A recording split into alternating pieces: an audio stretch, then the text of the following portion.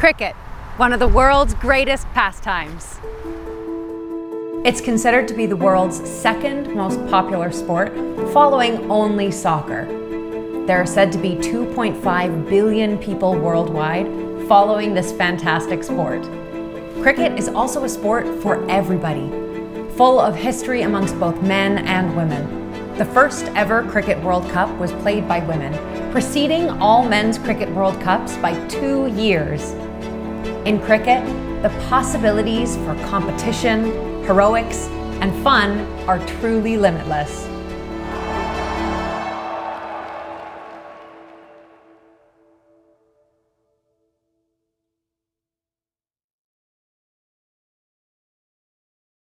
The history of cricket is quite long and foggy. It's believed, though, that the first cricket players were Saxon and Norman children living in the southeast areas of England. And while cricket first started as a fun children's game, by the 17th century, even adults had begun to join in on the fun. The Queen walked out onto the famous pitch at Lord's Cricket Ground and met batsmen and bowlers who were lined up ahead of the first day of the test. Ooh, yeah.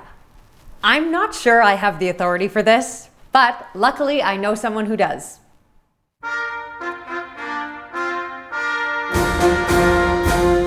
The Queen and members of the royal family encourage people of all ages and abilities to live healthy and active lives, engaging with their friends, neighbors, and communities, and serving each other and the broader society. One way we come together to do that is through sport. And a particular sport which has received royal patronage is cricket, a game that's played throughout the Commonwealth. Cricket followed the British everywhere they went.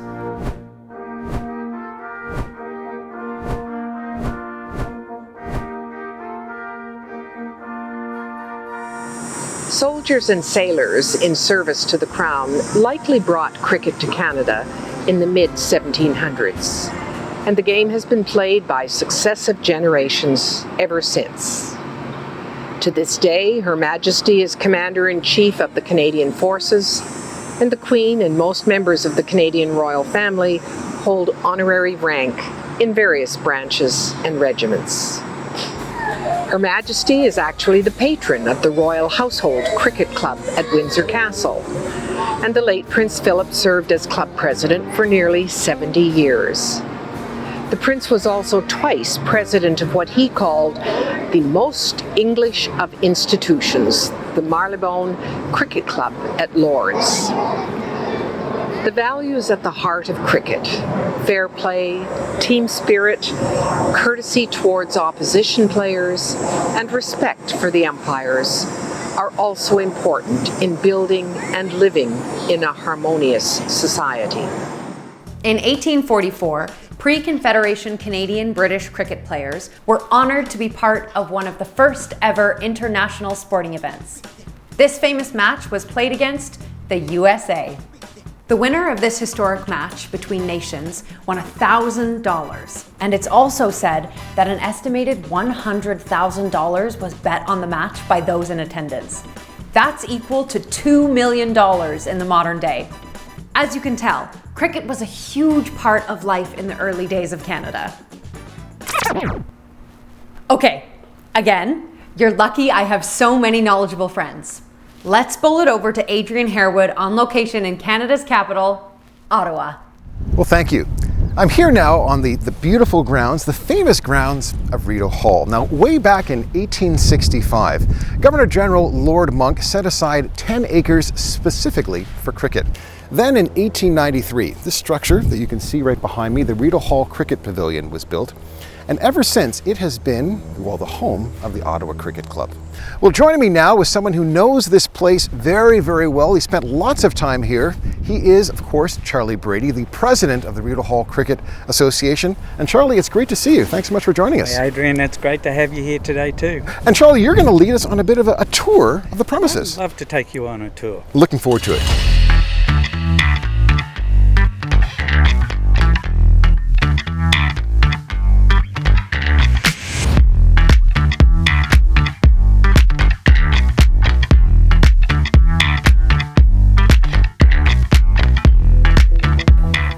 Tell me whether you recognise any of these people.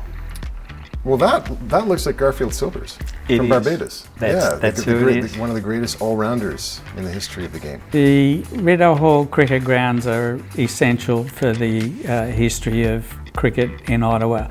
All of the major touring sides have been come here to play. It's the home of cricket in Ottawa. We have a few other council-operated grounds, but essentially everyone plays games at Rideau Hall. Our finals are held at Rideau Hall, and it's also the place that has the history that's been here since the 19th century. Adrian, this is the Governor General's room. It's the boardroom of the organisation, more or less, but it's also a place where we give credit to our benefactors over the tenure of our time here in Rideau Hall. This is Queen Victoria. This is her Golden Jubilee portrait from 1888.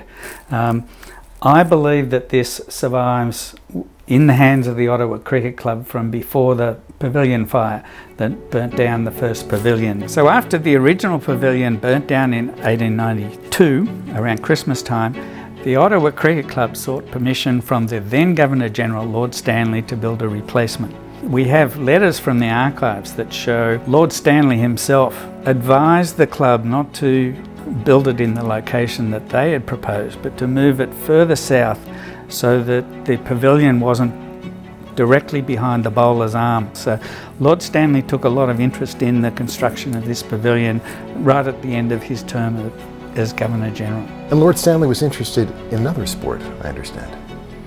I think he had a vague interest in hockey.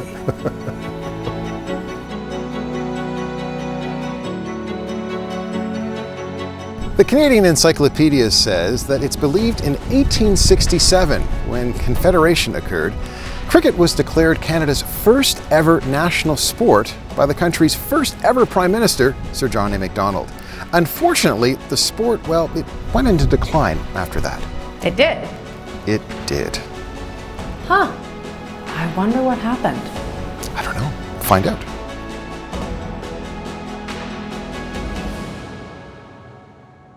The first of many theories as to why cricket became less popular in Canada was due to the weather.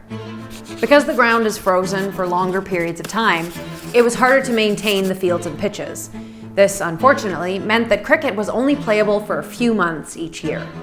It's also believed that many Canadians wanted to find their own national identity, which is why they started leaning towards non-British sports, like hockey and lacrosse. Baseball also became very popular in the United States, and as you know, Canadian culture is very influenced by our neighbors down south.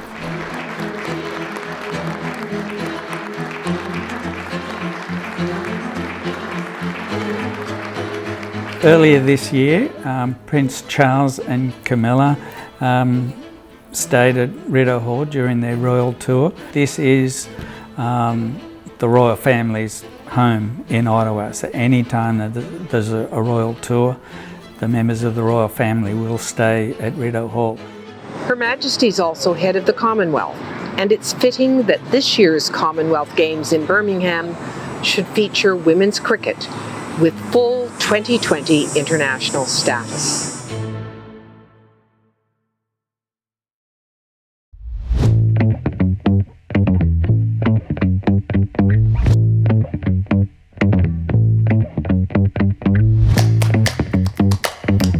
Cricket has really begun to grow in the modern day. Recently, we've seen tons of initiatives related to cricket that have helped bring more attention to the sport here in Ontario.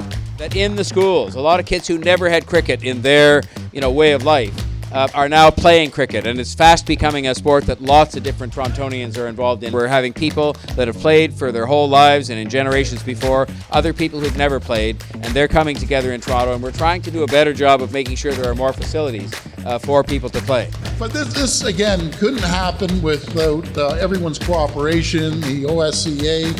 Thank you for all the work that you're doing. We're going to continue to build this to be one of the largest sports anywhere in Canada. I can tell you in Ontario, it is the fastest growing sport, bar none, over anything. So we need more cricket pitches out there. In addition to the government, Organizations like OSCA, Cricket Canada, Cricket Ontario, and even the Global T20 have been working hard to help build the sport at all levels. The OSCA identity captures our vision and mission, which is energy, excitement, empowerment for youth through the sport of cricket. We are hoping that at some point there will be a stadium, a world-class stadium built here in Ontario, which will generate a lot of employment. It's really, really good for countries because it's playing right now in India, Pakistan, Australia, New Zealand, the West Indies, and so it's generating a lot of income. And so we are hoping that the governments will come together and support some of the initiatives that are currently undergoing right now. Due to cricket's huge reach worldwide, it has a very diverse audience and pool of players. Cricket's a sport that anyone can play, regardless of race, gender, sexuality, or status. Diversity is now one of the many great strengths of cricket. And with Canada being one of the most diverse countries in the world, it's easy to see why the sport is continuing to grow here at home. For over 150 years, cricket has been played here on these very grounds at Rideau Hall, and it's still being played to this very day.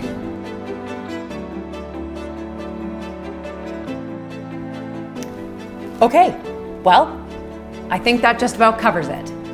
Now it's your turn. The Ontario Schools Cricket Association is hosting an Ontario-wide essay contest for kids just like you. Do some research, dig deeper into the connection between the history of cricket in Canada and the Crown. Then submit your writing for a chance to become a part of history, just like the Crown, Cricket, and Canada. I know this was a lot of information to absorb, but feel free to review it as many times as you want. Visit our website to find out more information about how you can enter the contest.